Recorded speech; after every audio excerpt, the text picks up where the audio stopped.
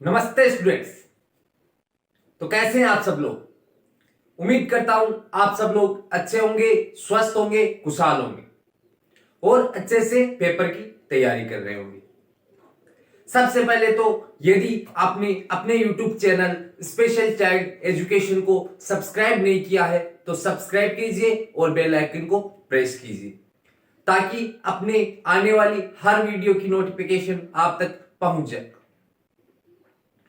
तो कल की क्लास में हमने पढ़ा था पाठ्यक्रम के बारे में। उसके अंतर्गत हमने पाठ्यक्रम पढ़ा था, पाठ्यक्रम के प्रकार पढ़े थे। अब आज की क्लास में हम पढ़ेंगे पाठ्यक्रम जो है उसके मॉडल। तो पाठ्यक्रम के मॉडल क्या क्या होते हैं या पाठ्यक्रम के कौन कौन से मॉडल होते हैं। तो पाठ्यक्रम के मॉडल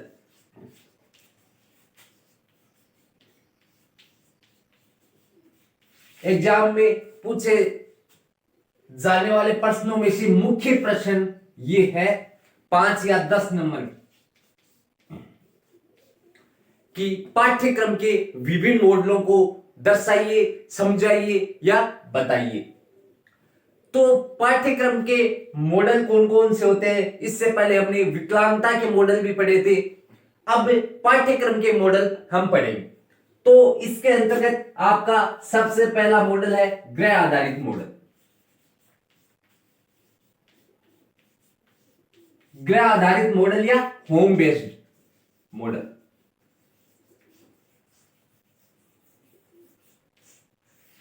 तो गृह आधारित मॉडल क्या होता है या होम बेस्ड मॉडल क्या होता है।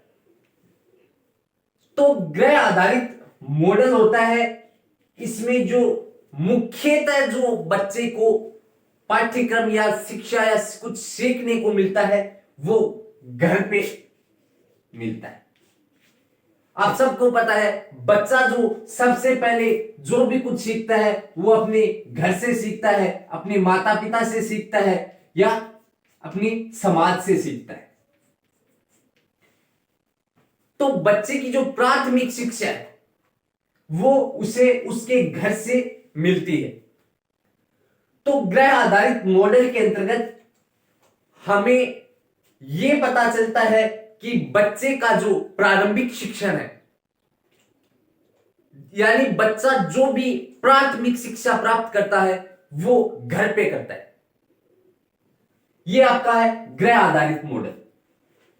यानी बच्चे की जो प्रारंभिक विषय सूची है या जो प्रारंभिक शिक्षण है वो उसके घर से स्टार्ट होता है या चालू होता है। फिर वो धीरे धीरे जैसे जैसे बड़ा होता है उसको अलग अलग शिक्षा या कुछ सीखने को मिलता है, लेकिन सबसे पहले जो सीखने को उसे मिलता है वो घर पे मिलता है। इसके अंतर्गत इसमें मुख्य लोग होते हैं उसके माता पिता, उसके गार्जियन और उसके समाज या उसके आसपास रहने वाले लोग। यह होता है आपका गृह आधारित मॉडल। इसके बाद में आपका है केंद्र आधारित मॉडल।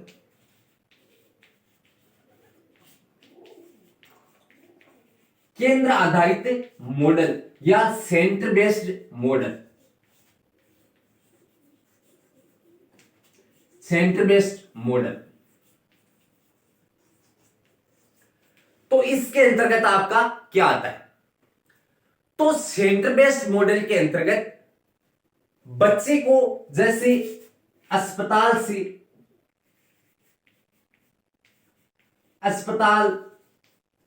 विशेष विद्यालय,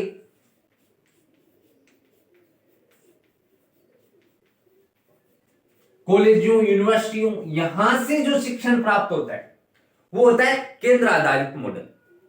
यानी बच्चा हॉस्पिटल के अंतर्गत उसकी आ गई फिजियोथेरेपी, स्पीच थेरेपी, ये जो मुख्य थेरेपी होती है वो बच्चे को मिलती है अस्पताल के अंतर्गत, विशेष विद्यालय के अंतर्गत या कॉलेजों के अंतर्गत जो शिक्षण उसे प्राप्त होता है या वहां पे जो पाठ्यक्रम चलता है, जो विषय वस्तु चलती है वो आएगी आपके सेंटर बेस्ड मॉडल में या केंद्र आधारित मॉडल में। फिर आपका तीसरा जो मॉडल है वो है बहुविषयक मॉडल। बहुविषयक मॉडल। तो बहुविषयक मॉडल क्या होता है, नाम से स्पष्ट है। बहुविषयक यानी इसके अंतर्गत अनेक विषय होंगे। तो इसके अंतर्गत इसके कुछ चरण हैं वो देख लेते हैं, जिसमें सबसे पहले आपका आएगा प्रामाणिकता।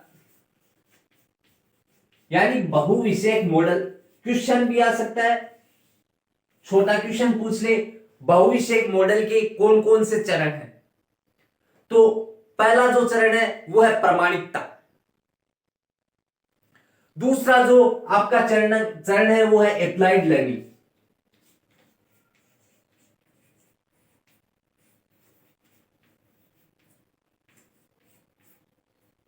ये जो क्वेश्चन है ये छोटे क्वेश्चन में भी पूछ सकता है कि बहुविषयक मॉडल के 2 चरण लिखिए या बहुविषयक मॉडल के चरण बताइए। तो इसमें आपको पूरा लिखने की जरूरत नहीं है। इसके अंतर्गत यदि आपसे जितने चरण पूछेंगे आपको उतने ही लिखने हैं। फिर आपका हो जाएगा आकलन अभ्यास।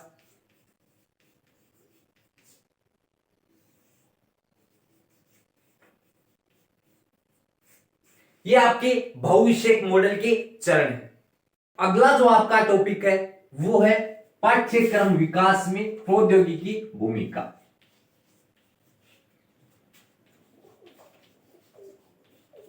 विकास में प्रौद्योगिकी की भूमिका।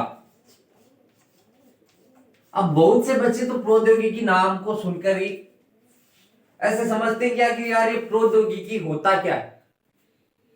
प्रौद्योगिकी कुछ नहीं होता, प्रौद्योगिकी होता है टेक्नोलॉजी।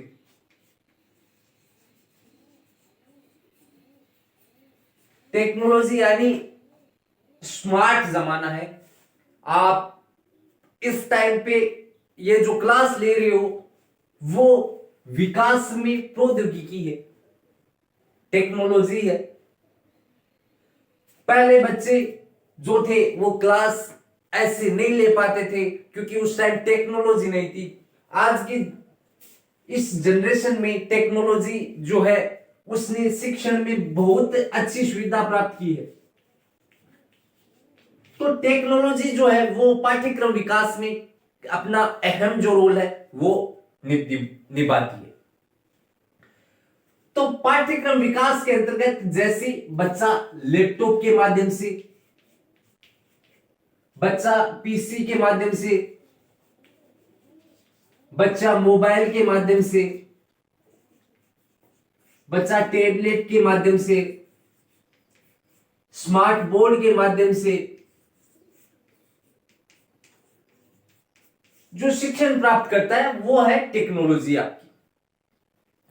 यानी इस जो ये सदी है इसके अंतर्गत बच्चा जो है वो एक ऑनलाइन शिक्षण भी प्राप्त कर सकता है, जिसमें बच्चे को लैपटॉप, कंप्यूटर, मोबाइल ये सब जो डिजिटल सुविधा है वो बच्चे को मिलने लग गई। जैसे बहुत से स्कूलों में आपने देखा होगा बोर्ड भी स्मार्ट बोर्ड लगा होता है। तो ये जो सुविधा है ये आपकी टेक्नोलॉजी के अंतर्गत आती है। अगर आपसे 5 नंबर में क्वेश्चन पूछ ले कि पाठ्यक्रम विकास में टेक्नोलॉजी की क्या भूमिका है या पाठ्यक्रम विकास में टेक्नोलॉजी की या प्रौद्योगिकी को समझाइए, तो इसके अंतर्गत आप क्या लिखो। तो सबसे पहले आप इसके बारे में मोटा मोटा लिख दोगे कि टेक्नोलॉजी आखिर होती क्या है। फिर आपको जो जो सामग्री या जो जो सूचनाएं या जो जो अहम जो चीजें हैं जो टेक्नोलॉजी के अंतर्गत आती हैं उनके बारे में आप बता देना। फिर अगला जो आपका टॉपिक है वो है पाठ्यचर्या अनुकूलन।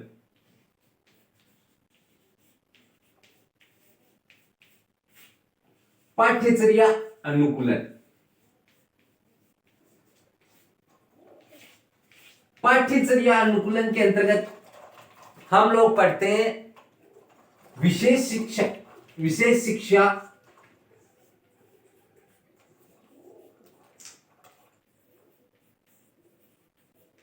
समावेशी शिक्षा,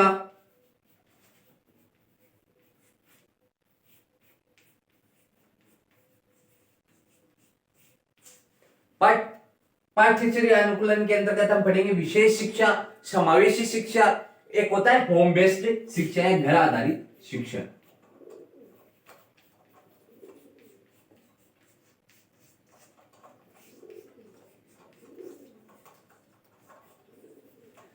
तो विशेष शिक्षा क्या होती है या स्पेशल एजुकेशन क्या होती है, ये आप सब लोगों को पता है क्योंकि आप स्पेशल एजुकेशन से ही संबंधित है।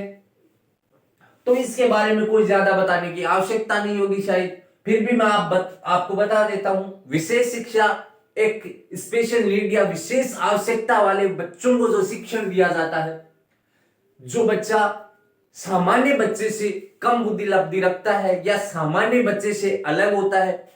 किसी बच्चे को श्रवण क्षमता होती है, किसी को देखने में प्रॉब्लम होती है, कई जो बच्चा मंद बुद्धि होता है, उन जो बच्चों को शिक्षा दी जाती है वो विशेष शिक्षा होती है। फिर आपका है समावेशी शिक्षा। समावेशी शिक्षा वह होती है जिसमें सामान्य बच्चे तथा विशेष आवश्यकता वाले बच्चे दोनों को एक साथ पढ़ाया जाता है। उनमें मतलब बिना किसी भेदभाव के एक साथ पढ़ाया जाता है, वो होता है आपका समावेशी शिक्षा। इसका छोटा क्वेश्चन भी बनता है, समावेशी शिक्षा को परिभाषित कीजिए। इसकी परिभाषा आपको पूछी जा सकती है 2 नंबर में। तो समावेशी शिक्षा क्या होती है, इसकी परिभाषा आप कैसे लिखोगे? जैसे इसके अंतर्गत लिखोगे, इस प्रकार की शिक्षा जिसमें सामान्य बच्चे तथा विशेष आवश्यकता वाले बच्चे को बिना किसी भेदभाव के एक साथ पढ़ाया जाता है, वो होती है आपकी समावेशी शिक्षा। फिर आपकी है गृह आधारित शिक्षा।